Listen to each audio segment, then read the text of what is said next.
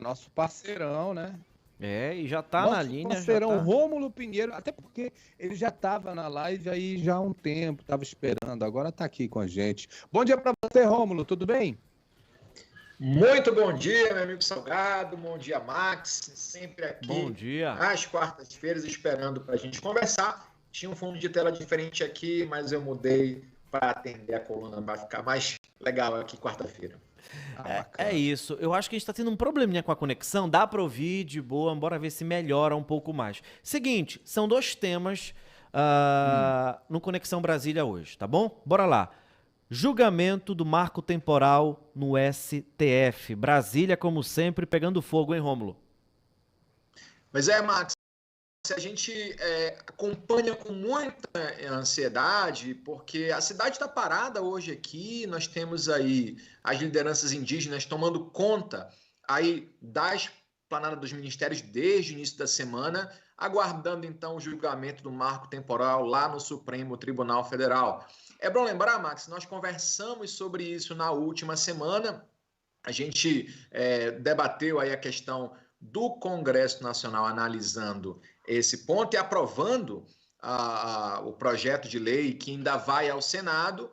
E hoje, como nós falamos na última semana, o Supremo pautou para decidir sobre o mesmo ponto. E para contextualizar o nosso ouvinte, que já é qualificado, mas é importante contextualizar, nós estamos falando da questão da demarcação das terras indígenas e sobre a possibilidade ou não de determinar um tempo inicial, uma data inicial para que essas demarcações possam ser reanalisadas. Então, você vê que essa questão no Supremo discute a possibilidade de estabelecer o dia 5 de outubro de 88, data da Constituição, como um marco inicial para essas discussões. E nós sabemos aqui, Max, que há um embate muito grande, há um interesse, há uma briga, tanto política como jurídica, porque nós sabemos que o Congresso correu para, no último mês, tentar solucionar esse impasse, mas a discussão já é muito antiga. Pelo menos no Supremo nós temos aí desde 2015 o procedimento em andamento e no Congresso anterior até mesmo a esse prazo. Então, há um embate aqui no Supremo para decidir e há uma possibilidade ainda de que seja deferido novo pedido de vista. E aí nós temos também uma questão importante, por quê? Porque isso, lá no Senado Federal, ou seja, o projeto de lei aprovado na Câmara, não tem data para ser votado. No Senado, o próprio senador Rodrigo Pacheco falou que não há pressa nesse assunto, o Congresso correu atrás de tentar resolver e o Senado e o Supremo não abriu mão também dessa oportunidade, até porque a ministra Rosa Weber, que hoje preside o Supremo, vai se aposentar aí no próximo semestre e também já há uma articulação para que ela, mesmo porque ela é a última a votar, mesmo que haja um novo pedido de vista, que ela possa antecipar o seu voto para hoje ainda, tendo em vista essa situação de que há uma possibilidade real de algum ministro pedir novamente para suspender a decisão. E aqui há uma pressão muito grande, tanto aí da bancada ruralista lá no Congresso, como dos ambientalistas e os indígenas que tomaram a cidade e estão nessa expectativa de uma decisão para hoje. E é bom lembrar, Max e Salgado, que nós temos aqui um caso de repercussão geral e a decisão que vai ser tomada no Supremo pode sim afetar o julgamento, na verdade, a votação do projeto de lei lá no Senado Federal a partir, e aí de uma data que nós não temos ainda definida no próprio organograma lá do Senado Federal, mas as tensões estão bastante fortes aqui em Brasília hoje. A cidade parou para aguardar essa decisão, meu caro Max. E eu acho que, eu não sei, acho que qualquer pressão é válida, mas pelo formato, pela composição que tem o Congresso, eles não se deixam pressionar, não. Eles defendem os interesses de quem os interesses deles e os interesses de quem eles devem, que é do agronegócio, mas não é aquele agronegócio, o produtor do agronegócio que faz as coisas direitinho, ele não quer sair desmatando, porque ele tem compromisso com o meio ambiente também. Ele sabe que a produção dele vai ser prejudicada se ele sair desmatando, se ele sair criando problemas para o meio ambiente. Agora, pressão, de repente, pode funcionar.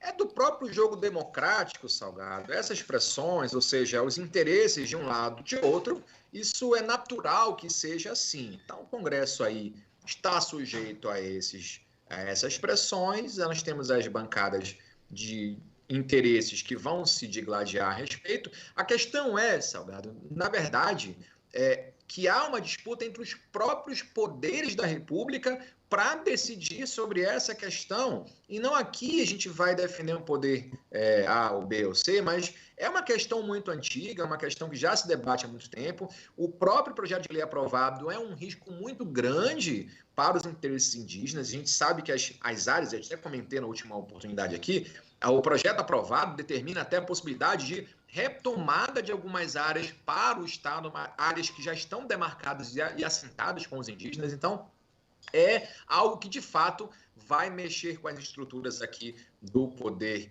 tanto na capital quanto para o resto do país. A expectativa é de uma nova suspensão. Nós já estamos em 1-1. O ministro Fachin já votou a favor da questão indígena e o ministro Nunes Marques votou votou em forma contrária. E agora a prospecção de daqui a pouco, às 14, o ministro Alexandre de Moraes deve já dar o primeiro voto. Se não pedir vista ou alguém pedir vista, a ministra Rosa Weber também deve votar com o relator Fachin, ou seja, pró-causa indígena. Então, o jogo está em aberto, a gente não tem sequer uma previsão de como é que isso vai acabar. Agora, é claro, as pressões, já há 50 indígenas já cadastrados para acompanhar o julgamento próprio dentro do Supremo e um telão fora para que a população aqui possa acompanhar o julgamento. Então, acompanhando, nós iremos aqui a tarde toda e ao final com uma resposta, talvez, para ainda o dia de hoje.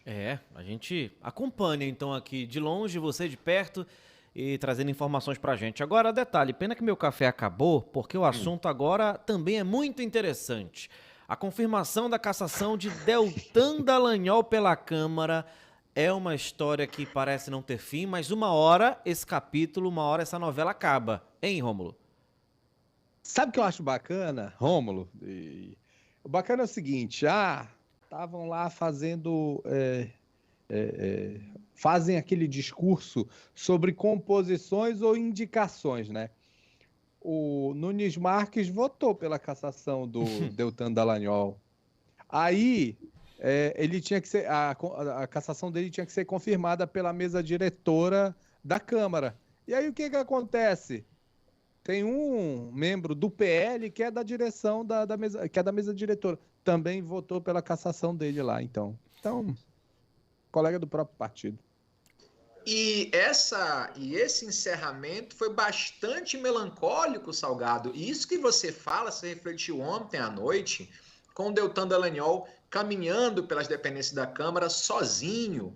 Não havia sequer algum companheiro de partido, nesse caso o Podemos, não havia ninguém acompanhando, ele estava acompanhado apenas de 2 deputados do Partido Novo, mas ele não teve muito sucesso. A gente até acompanha os comentários aqui da cidade, da pessoa da Câmara comentando que não havia ali entre ele uma conexão partidária adequada, ele era muito isolado, então não estabelecia nenhum tipo de conversa com outras pessoas, até mesmo no próprio partido. Essa falta de apoio foi muito clara, até mesmo nas ruas. Depois, quando houve a cassação nas últimas semanas, ele foi até Curitiba e tentou mobilizar a população local sem sucesso. Aqui já havia um consenso de que, de fato, em que pesem algumas discussões a respeito da natureza ou não dos procedimentos administrativos, se havia instaurado ou não, mas é fato que ele abandonou o cargo, ele abriu mão do cargo exatamente para evitar algum tipo de dissabor lá no Conselho Nacional do Ministério Público, o que levou, então, à cassação. A lei é clara no sentido daquele candidato, daquele político que abre mão do cargo em razão de eventuais possibilidades de cassação da sua atividade, também encaixa na lei da ficha limpa, e foi o que levou Deltan a essa cassação, que precisava ser confirmada pela mesa diretora da Câmara. E nesse caso foi unânime essa votação na data de ontem, Deltan saindo ali pela porta dos fundos, indicando que os interesses aí, então, a política, a corrente política que defende a Lava Jato anda em baixa e, claro, muito também pelos excessos que cometeu, ou pelo menos que foi demonstrado cometer nos últimos anos. Ainda há os defensores dessa corrente política, que se tornou uma corrente política, que ainda há defensores aqui em Brasília, mas com viés de baixa, principalmente com a informação aí da chegada, talvez, de Tacla Duran, vindo aí dos Estados Unidos, vindo aí de fora para prestar depoimento no Brasil. Né? Sérgio Moro aí está também um pouco preocupado, mas a gente também segue acompanhando a situação, porque isso vai ter desdobramento logo, logo, e a gente está aqui pronto para dar informação para os nossos ouvintes daqui da Rádio CBN. Sabe que tem muitas coisas que estão rolando agora. Essa do Tacla Duran, eu estava lendo ainda há pouco, estava ouvindo o áudio de um preso que estava na carceragem da Polícia Federal quando o Alberto Youssef foi preso. Esse preso viu um agente da Polícia Federal instalando um grampo na cela do Alberto Youssef. Isso foi denunciado. Rapaz, tem muita bronca que ainda vai rolar. Bom. Pois a gente comenta, Salgado, que aqui em Brasília o pessoal troca de meia sem tirar o sapato, exatamente para evitar esse problema, viu? E esconde dinheiro na meia também. E Rômulo, deixa eu te perguntar um negócio aqui. Na cueca. Só uma reflexão. Assim, o Dallagnol, ele foi procurador da República de 2003 a 2020, uma carreira brilhante. Salário altíssimo, talvez o sonho de muitos, sonho de muitos, principalmente quem segue uma carreira, por exemplo, na advocacia. Ele vai para a política sabendo que ia dar ruim para ele, ainda sendo procurador, porque muita gente se questiona, cara, como é que ele joga no lixo? Como é que ele larga um cargo tão importante de procurador da República para se envolver na política? Mas não era um jogo já justamente sabendo que ele poderia enfrentar e por isso a política seria, digamos que um refúgio, ou pelo menos uma tentativa de refúgio, porque eu acho que a ideia foi péssima. Foram dois, né, se a gente for avaliar, porque foi o acusador e foi o julgador. É verdade. Ambos largaram carreira e entraram para a política. Eu vou dar uma opinião aqui, claro, com a vivência do mundo do direito que a gente tem há muitos anos. A gente sabe que são carreiras muito boas, são topo da carreira do mundo jurídico, são carreiras alcançadas ou buscadas por várias pessoas. O problema, meus amigos, é que envolve uma outra questão que vai além da questão meramente financeira, que é o poder. E o poder inebria muitas pessoas, o poder acaba, talvez, fazendo com que as pessoas não levem em consideração certos aspectos, e essa perspectiva de poder que é muito grande, no poder legislativo, em geral, que foram as carreiras que foram perseguidas, talvez inebriem as pessoas a ponto de não considerar esse risco, que no caso dele aconteceu.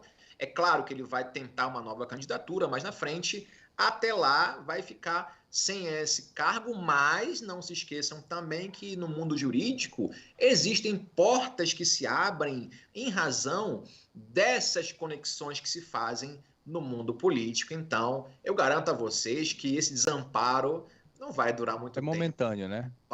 Para Deltan Dallagnol. É isso. Pena que acabou meu café, infelizmente.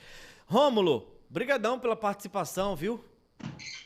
Contem sempre comigo e hoje a vitória é certa contra o Operário, se Deus quiser. Teu placar. Não, teu placar. 1-0, Nenê Bonilha e 3 pontos na conta. É isso, o otimismo Não, otimismo baixo, né? 1-0 só. É verdade. Significa que ele tá muito confiante nessa vitória de hoje. Calma que a gente tá em baixa, mas não tá em último, tá? Vamos torcer aí pra melhorar. Olha aí, ainda deu uma cutucada no rival. Obrigado, Rômulo. Até a próxima. Forte abraço. Até mais. Abraço. Salgado Neto. Papo bom é aquele que passa voando. 11